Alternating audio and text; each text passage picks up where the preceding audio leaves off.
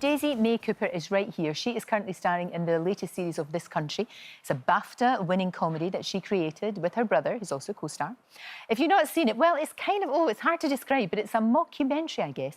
Follows the daily life of bored cousins Kerry and Kurtan. Daisy May Cooper joins me now. It's so good to see you. Oh my, I cannot believe I'm here. It's lovely this to see you. has always been one of those things on my bucket list. Always. Can I keep this mug Yes. after I leave to give to my mum? Please, you must. I'll get you one for you and one for your lovely mum as well. Do you know what? This is a brilliant, brilliant story. It really is, Daisy, because there you are, you and your brother, kind of really rock bottom. I mean, it really was hard. And you thought, we've tried everything. Yeah. We've tried and tried and tried. What do we have to do? And then, bang, you got commissioned. Yeah, I mean, it was a really...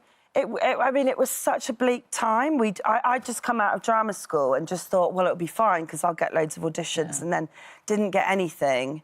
Had to move back in with my parents and just do it like a sort of nighttime cleaning job, which was, I think we got paid about £100 a month. Jeez. I mean, it was that bad. And as we were going around cleaning, we just sort of, like, came up with these characters and said, oh, God, we've got to write something, because humour was the only thing getting us through, because it was just such a depressing time. Exactly, and it can get you through that, absolutely. Yeah, and it's about sort of taking control, because you can sit back and wait for the parts, but you didn't. You the both of you thought, right, well, this is... And it's in a really... And what I love about it is, yes, it's funny, but it's really sad. Oh. And it's really heartbreaking sometimes. While you're laughing, you're sort of going, oh, geez. You know, that it really touches you.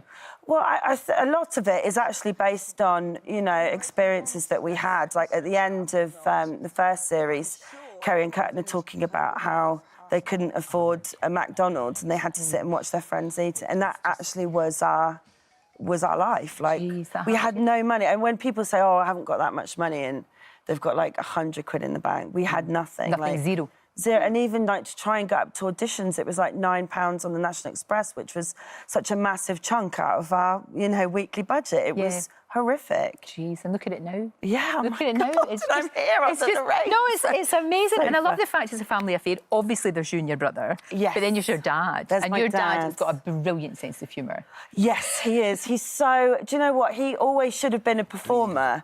And many years ago, he was doing a stand-up competition and won it. And it was judged by Julian Clary and Paul Merton. Wow. And they asked him to come back, and his work wouldn't let him. And that's what he always said to us, was do something that you're good at and that you enjoy, because that is what life is about. That's amazing, because he had that opportunity which he wasn't able to fulfil, and now he's got the opportunity again, because he's obviously in the show. Oh, doesn't he make us pay for it? But it's great. Goodness. And I love the fact that your mum is not really in it, but she sort of is in it. Yes. It's that thing of, if you watch Dad's Army, Elizabeth, you never see Elizabeth. If you watch Frasier, you never see Maris. Yes. So you never actually see her, but she's very present. Absolutely. Oh, yeah. But I think the thing... Well, obviously, I do the voice, so it would be difficult to cast the person. But everybody has their own idea in their head what Kerry's mum should look like, and anything that you give or put out there would never, ever come close. Exactly. Can we talk fashion? We can talk. Can we talk? Fashion. Miss BAFTA winner, Miss BAFTA winner. Because Mark and I talked about this at the time. I loved it. This was just what was behind the whole idea of this? Because it's a bin bag and some rubbish there. Well, first of all, it's just shameless attention-seeking, trying to get into the papers. That's all right. There's nothing wrong with that.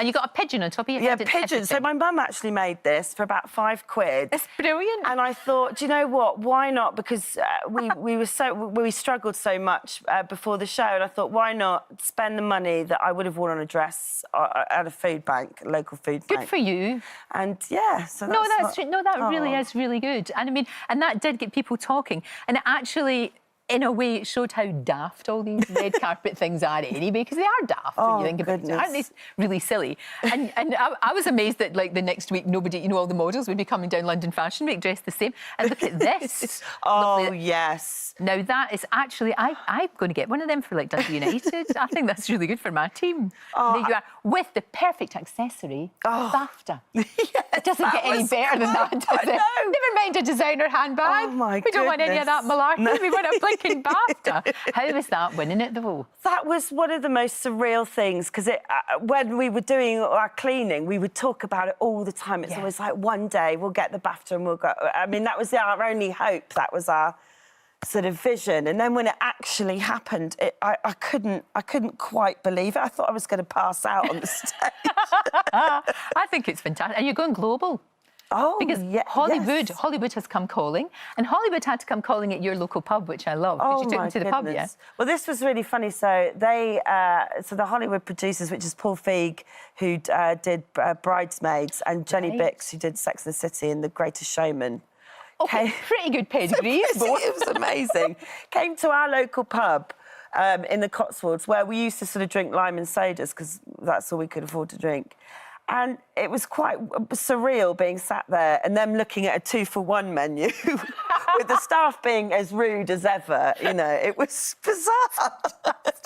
So it looks like it's going to happen in America then, fingers crossed. Yes, yeah, really. Wow. Well, fingers crossed, yeah. But they're sticking very closely to, you know, the original scripts. I think the pilot episode is actually about a scarecrow festival. Wow. But yeah, it's really exciting. I think they'll get it. I think they'll get it. The Yanks will get it. It's comedy that travels, can travel anywhere. Because, you know, funny is funny.